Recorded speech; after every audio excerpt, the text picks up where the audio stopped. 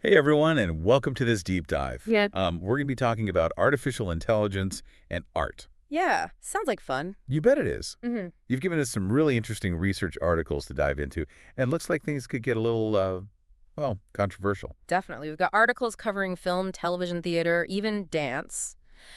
And, the central question seems to be, will AI be a tool for amazing new art, or is it going to, completely replace human creativity? I think that's a really good question to start with. To kick things off, maybe we should talk about what generative AI is. Justine Bateman, the actress and tech expert in one of our sources, Mhm. she uses a really cool analogy, I thought. Oh, yeah. She compares generative AI to a blender.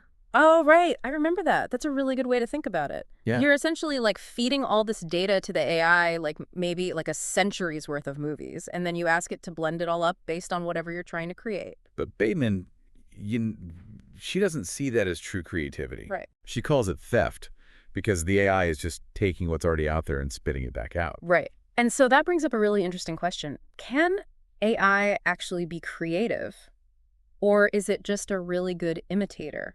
Some experts, they believe that AI could achieve something called novel synthesis, where it takes these existing elements and combines them in a way that humans never would. I see what you mean. So, Yeah. like, even if the raw ingredients are the same, the AI could maybe come up with a totally new recipe. Yeah, Yeah. exactly. But then even with that, some argue that AI is limited by what's called mixed style, so it can only blend styles that already exist. So, maybe it could make a movie that combines the style of Hitchcock with Spielberg, but it couldn't create a totally brand new style that we've never seen before. That is really interesting. I hadn't thought about it like that. But Yeah. let's shift gears a little bit and talk about an artist who's actually using AI in her work. Heidi Boisvert. She's a computer scientist and an artist, and her project, Radical Signs of Life, really caught my eye in these sources. Yeah, her work is a great example of how AI can be used collaboratively in the performing arts. I was really interested in that. Imagine a dance performance where the dancers' movements are being captured by sensors and then used to create visuals and music in real time. So the dancers are like co-creating with the AI. That's Yeah. so cool. Yeah, their bodies are actually shaping the whole experience. And what's really cool is that Boisvert uses technology to actually critique technology itself. She's really interested in that line between, you know, human and machine. It makes you wonder, right? What would it be like to go to a show where AI is like a partner on the stage? Would it enhance the experience or would it be, I don't know, maybe a little unsettling? Yeah. It's like those deepfakes we see online.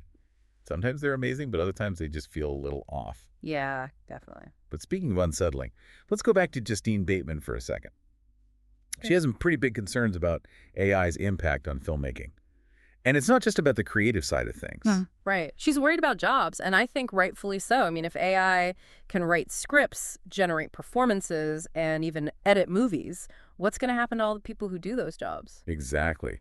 Bateman argues that we're headed toward this world of volume content where studios are just pumping out tons of movies and shows with no real heart or soul because it's just cheaper and faster to do it that way. Right. And that really leads to a bigger question. Will this, focus on efficiency and profit mean that we lose something special about art itself? That's a good question. I mean, new technologies have always disrupted the arts. Mhm. Photography changed painting, film changed theater. But is AI different somehow? It really makes you think, is this just another chapter in, how art evolves, or are we heading into some uncharted territory? What do you think? Would you be excited to watch a movie that was completely generated by AI? Honestly, I'm not sure yet. Hmm. But I think that's what makes this whole topic so interesting. Yeah, it's interesting, this whole idea of AI, maybe prioritizing profit over artistic integrity. That really resonated with me. It seems like that's something that pops up a lot in these discussions. Right. It makes me think about what Bateman said about volume content. Hmm. If we're just focused on churning out as much stuff as possible, Mhm. are we going to lose something special about art? Like, will those really unique voices and visions just get kind of drowned out? Yeah, that's a really good point. And that actually connects to something else we were talking about earlier with Heidi Boisvert's work. She's done some really interesting research on what's called bioadaptive media. Bioadaptive media. Yeah, it's a pretty crazy concept. Imagine watching a movie that actually changes based on how you're reacting to it. Wait, is that even possible? That sounds like something out of a sci-fi movie. It is pretty cutting edge, but the idea is based on using biofeedback, like your heart rate or even brainwaves to kind of personalize the experience. And Boisvert's research was focused on how we could use this technology to create a deeper connection between the viewer and the art. Okay, so like if I'm watching a scary movie and my heart rate starts to go up, the movie would get even scarier. Exactly. Or if you're watching a comedy and you're not laughing, it could adjust to try and make you laugh. But here's where it gets really interesting. Bateman actually sees this kind of personalization as a potential problem. Oh, really? Why? Yeah, she worries that it could actually lead to a loss of shared experiences around art. I can see that. Hmm. Like if we're all watching these customized versions of the same movie, how can we even talk about it afterwards? Will we still have those water cooler moments, where we bond over something that we've all seen? Exactly. That's exactly her concern. She thinks these, AI-driven experiences could create these little bubbles where we're all just consuming content that's tailored specifically to us, and then we lose that common ground that connects us, as a society. It's kind of like what's already happening with social media, right? Those algorithms are always trying to show us what they think we want to see, which can be helpful sometimes, but it also creates these echo chambers where we're only exposed to certain viewpoints. You're so right. It makes you think if that kind of personalization starts to affect all forms of art, is it going to make it harder to connect with people who maybe see things differently? Are we going to lose that kind of shared understanding of what art can be and what it can mean? It is a little bit scary, honestly, Yeah. but it's not all doom and gloom, right? I mean, Boisvert seems to be pretty optimistic about the potential of AI, even though Offer. she acknowledges the Oh, risks. absolutely. She's not Yeah. just sitting back and watching all this unfold. She's actually doing something about it. She's developing what's going to be the nation's first AI and the arts curriculum at the University of Florida. Wait, a whole curriculum on AI and the arts. That's amazing. What will they be teaching? Well, it's all about giving students the tools and knowledge to navigate this new landscape.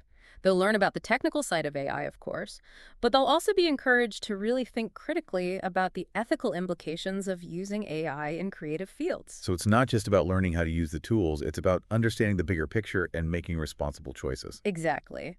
Boisvert wants to empower these, next generation of artists to really use AI in a way that benefits both the individual and society as a whole. That's so important, especially with all the concerns that we've been talking about. It's almost like she's saying, look, this technology is powerful and it can be used for good or bad. So let's make sure that we're using it wisely. I love that. It's such a hopeful perspective in the midst of all this uncertainty.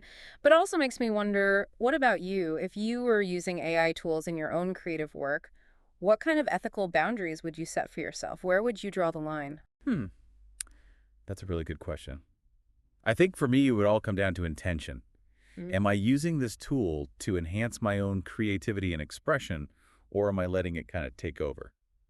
It's a balance for sure. Yeah, it is a balance. Yeah. And I don't think there are any easy answers. But that's why these conversations are so important. We have to start asking these tough questions now so we can shape the future of art in a way that feels right? Absolutely. So it sounds like we have these two contrasted perspectives, right? Mm. On the one hand, there's this huge potential for AI to push the boundaries of art and maybe even create entirely new forms of expression that we can't even imagine yet. And on the other hand, there are these very real feels about what AI could mean for human creativity jobs and our ability to even connect with each other through art. It's almost like we're standing at a crossroads Hmm. and we have to decide which path we want to take. And there's no guarantee that we're going to get it right. But, the choices we make now are going to have a huge impact on the future of art and the role that it plays in our lives. So what does this all mean for, us, the audience, the people who actually experience and engage with art? Well, I think the most important thing is to stay informed, be critical, and keep asking questions. Don't just passively consume whatever's being created. Think about where it came from, how it was made, and what kind of impact it might be having on the world around you. So it's not just about appreciating the art itself, but understanding the context, in which it was created. Exactly. And that context is becoming more and more complex as AI plays a larger role. We have to be aware of the potential downsides, but we also have to be open to the possibilities? It's like we're all part of this big experiment, and we're kind of figuring it out as we go. Yeah. And that's exciting in a way, right? I mean, who knows what the future holds for art? Maybe AI will help us create things that we can't even imagine right now.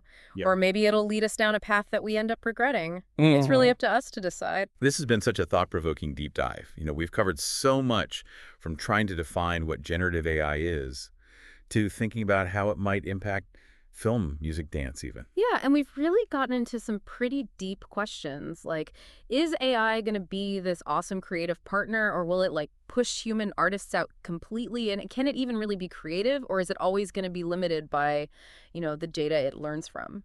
It's a lot to think about. Yeah. I Yeah. think what really stays with me is this idea that AI might end up putting profits ahead of artistic vision. Yeah. Like, are we just going to see studios churning out endless sequels and remakes because it's cheaper and faster? I think it's a valid concern, but, Yeah. on the other hand, AI could also give more people a chance to create art. People who might not have had the resources or the training before. Imagine if anyone could make their own music or direct a movie using AI tools. That could be pretty amazing. I know, right?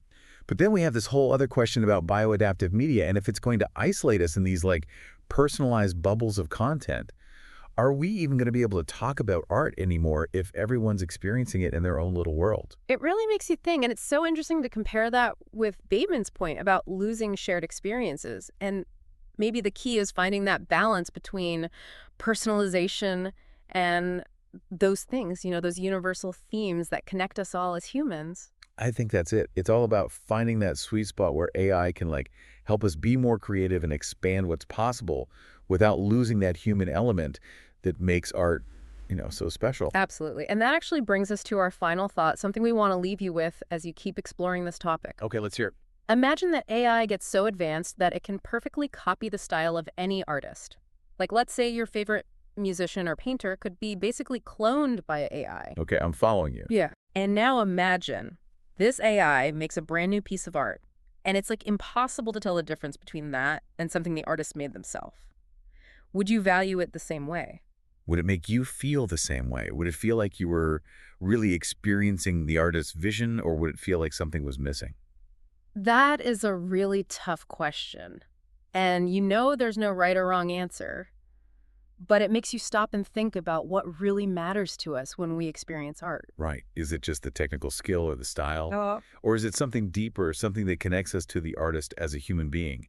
Their experiences, their struggles, their everything. And if that human element is missing, does the art lose something really important? Does it become more like a product than a real expression of the human spirit? I don't know. Those are some big questions that we're all going to have to figure out as AI becomes a bigger part of the art we make and experience. There's no easy answers, and no one knows what the future holds. But one thing is for sure, the future of art is being shaped right now. And the choices we make, the questions we ask, the conversations we have, they all matter. So stay curious, stay engaged, and keep thinking critically. Thanks for joining us on this deep dive. We'll see you next time.